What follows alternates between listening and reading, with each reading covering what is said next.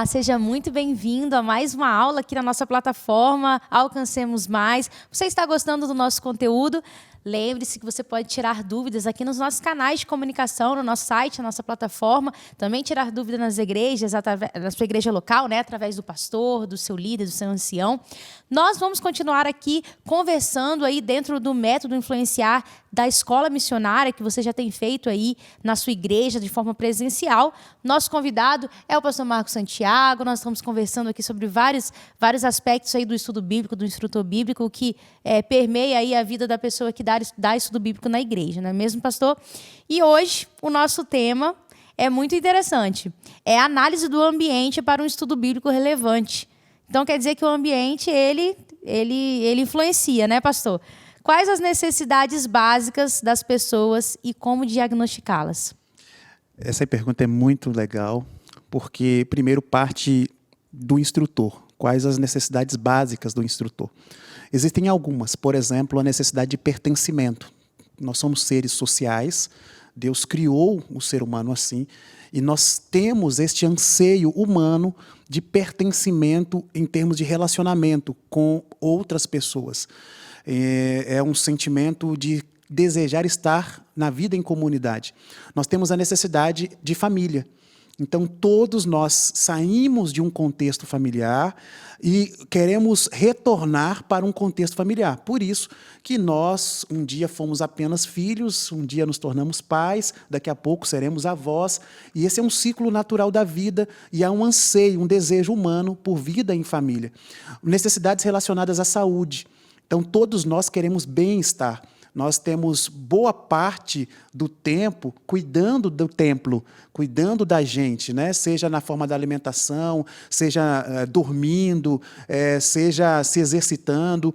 Então, a gente tem essa preocupação também com esta área tão importante que é a saúde. E temos ainda uma parte que nós chamaríamos assim de uma necessidade existencial, que é aquela que nos promove em relação a Deus.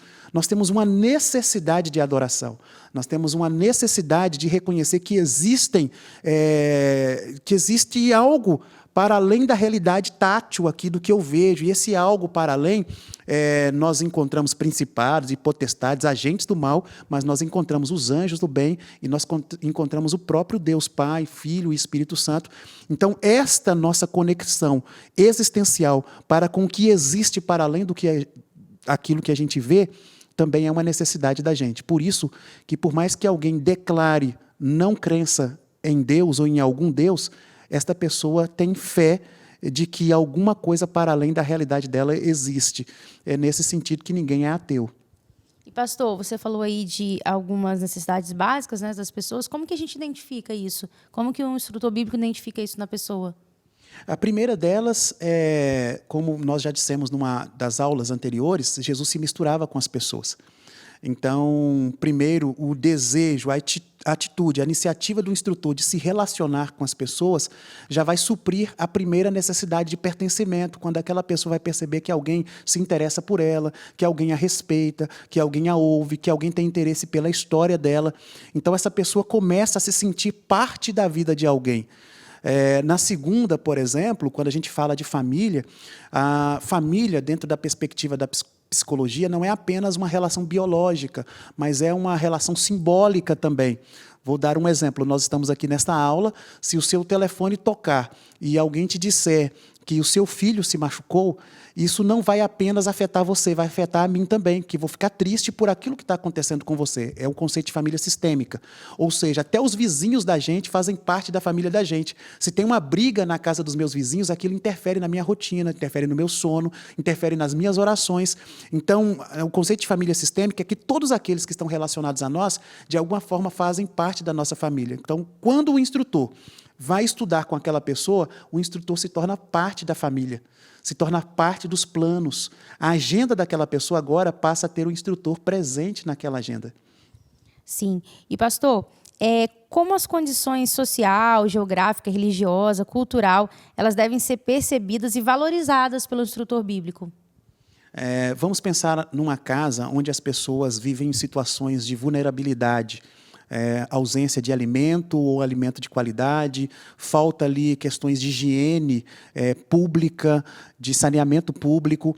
Então, nesse olhar para com a forma de moradia das pessoas, vai definir a forma de relacionamento que eu vou ter com elas. Em casos como este, eu poderei oferecer uma cesta básica, eu poderei oferecer uma aula sobre higiene pessoal, poderei oferecer produtos de higiene pessoal, para que, ao saciar aquela necessidade básica, fisiológica, imediata da pessoa, eu consiga abrir espaço para dialogar sobre a palavra de Deus e falar sobre um Deus que ama, um Deus que multiplica os alimentos, um Deus que ensina sobre o amor. Se é um caso de alguém mais rico, eu preciso também entender que ele tem necessidades. E muitas pessoas ricas, elas têm necessidades existenciais. São perguntas tipo, de onde eu vim, por que eu estou aqui, perguntas relacionadas à família. E para estas pessoas, quando eu faço este panorama e diagnostico qual é a necessidade daquela pessoa, de repente, para essa pessoa com mais condições, eu ofereço para ela um pouco mais de tempo de audição, ouvindo a sua história, ouvindo quais são os seus anseios, talvez ouvindo até as suas descrenças relacionadas à Bíblia. E, ao oferecer o meu tempo, a minha audição, eu estou dizendo àquela pessoa que eu faço parte de um universo de dúvidas que eu também tenho. Não é apenas ela que tem dúvidas, eu também tenho dúvidas. E a gente pode se conectar não pelas certezas, mas também pelas dúvidas. Então, isso seria talvez a resposta aí, mais ou menos, da minha próxima pergunta, que é como ensinar a Bíblia a pessoas de classe alta, né? Vai muito nessa linha, né? Exatamente. Quando eu faço esse diagnóstico da classe socioeconômica, eu sei que aquela pessoa ela tem uma faculdade, eu sei que aquela pessoa ela tem uma pós-graduação, ou talvez um empresário, alguém que tem influência social, que tem autoridade social, pode ser um político. Quando eu faço toda essa leitura de quem é aquela pessoa, de qual é o sistema de vida, de relacionamentos, quais são os lugares para onde ela viaja. Eu posso fazer isso olhando as redes sociais dela, percebendo o que ela valoriza dentro do afeto dela. E aí, quando eu faço esse diagnóstico, ao ensinar a Bíblia para essas pessoas, a gente precisa entender o seguinte, a Bíblia é o que elas não têm. Então, por isso, eu não vou ensinar essas pessoas ou me relacionar com elas meramente conversando sobre dinheiro, conversando sobre viagens, porque isso elas já têm. Então, eu vou conversar com elas sobre aquilo que elas não têm. Elas não têm um conhecimento sobre Deus, um conhecimento sobre a Bíblia, e aí eu vou ensinar a Bíblia para elas. É o que elas precisam e o que elas querem ouvir. E, pastor, nós sabemos que no Brasil ainda existe um grande número de pessoas que não sabem ler ou escrever, né? São aí analfabetas. Como dar estudos bíblicos para essas pessoas, né? Que não podem ali talvez responder escrevendo, né? Ler a Bíblia. Como fazer? Estas pessoas, a gente primeiro tem que respeitá-las muito. Porque quando a gente fala de analfabetismo, nós estamos falando de um sistema de linguagem baseado nos signos que nós temos, né, no português, como dizemos, em escrever, em ler. Esse é um sistema formal de alfabetização. Todavia, todo ser humano ele tem uma alfabetização no quesito de conhecimento de mundo. Então, não é porque essa pessoa não sabe as letras que ela não tem cultura, que ela não tenha conhecimento. Então, nesse sentido, eu, ao estudar com essa pessoa, eu vou tirar dela o máximo possível de compartilhamento do conhecimento que ela tem sobre Deus, sobre as pessoas, sobre a vida.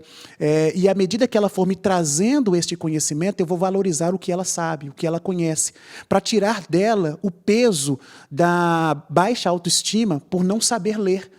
Então, eu vou valorizar o que ela sabe, o que ela tem de leitura de mundo, para ela se sentir alegre, reconhecida. Aí, com a emoção dela bem equilibrada, eu insiro o conteúdo da Bíblia, onde eu leio para ela. Como eu já a valorizei o que ela sabe, a minha leitura para ela vai ter autoridade, porque é a leitura de alguém que ela tem intimidade. E eu posso, à medida que eu faço a leitura, eu tenho que mostrar a Bíblia, eu deixo uma Bíblia na mão dela, e eu vou lendo e mostrando onde eu estou lendo, passando o dedo, para ela saber que ela pode confiar não na minha palavra, mas na palavra de Deus, e a minha palavra é apenas a confirmação das bênçãos que Deus tem para ela ali nas Sagradas Escrituras. Muito bom, pastor. E tudo que você falou até agora é muito fácil identificar quando a gente está ali perto da pessoa, na casa da pessoa, em outro ambiente, né? Está ali pertinho. Mas e na internet? Quando o estudo bíblico é feito pela internet, como a gente faz a análise desses ambientes? Isso é muito interessante. Nós somos seres que nos comunicamos de diversas formas. Nós nos comunicamos 100% da nossa comunicação é corporal. Eu estou falando contigo, a gente está gesticulando, a gente está se vendo, então 100% é corporal. E dentro dessa comunicação corporal existem elementos. Existem, por exemplo, a maquiagem que está usando, o óculos que você está usando, que é uma extensão da sua personalidade e não apenas a correção de alguma dificuldade na visão. Nós temos as roupas das pessoas, às vezes as pessoas, se elas estiverem numa chamada de vídeo, elas vão por trás, eu vou poder ver um quadro ali, a pintura de uma parede. Então, quando eu posso ver as pessoas, eu tenho que fazer uma análise da expressão física daquelas pessoas, a forma de falar, os sotaques, às vezes o tipo de palavra que ela usa vai declarar para mim que ela é de determinada região do país. Então, tudo isso eu avalio. Quando por exemplo, pelo WhatsApp, por mensagem, por texto, eu gosto muito, sei o nome da pessoa, eu vou às redes sociais para ver as fotos das pessoas, para ver o que elas valorizam. E, às vezes, eu avalio sobre a escrita do texto, se tem erros de português. Eu, particularmente, gosto muito de me comunicar pelo WhatsApp escrevendo. É uma forma que eu tenho de forçar para que eu não esqueça a escrita adequada das palavras. E eu não gosto de juntar as palavras, você, VC, eu não gosto, é algo particular. E eu também não gosto muito de compartilhar os emojis somente como emojis. Eu gosto de colocar alguma frase e o emoji para ele confirmar. Tudo isso fala algo sobre a minha personalidade. Então, tem pessoas que compartilham muito emoji.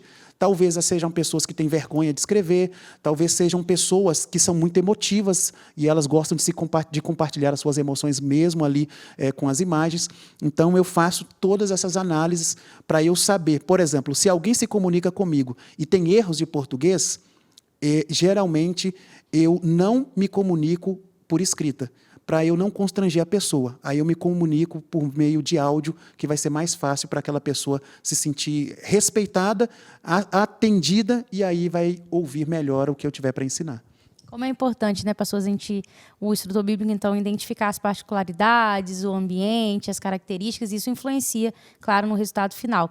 Espero que vocês tenham gostado da aula de hoje. Nós ainda temos mais uma aula aí na sequência. E foi preparado tudo especialmente para você, como eu já disse aqui. Esperamos a sua presença na próxima aula também. Até a próxima.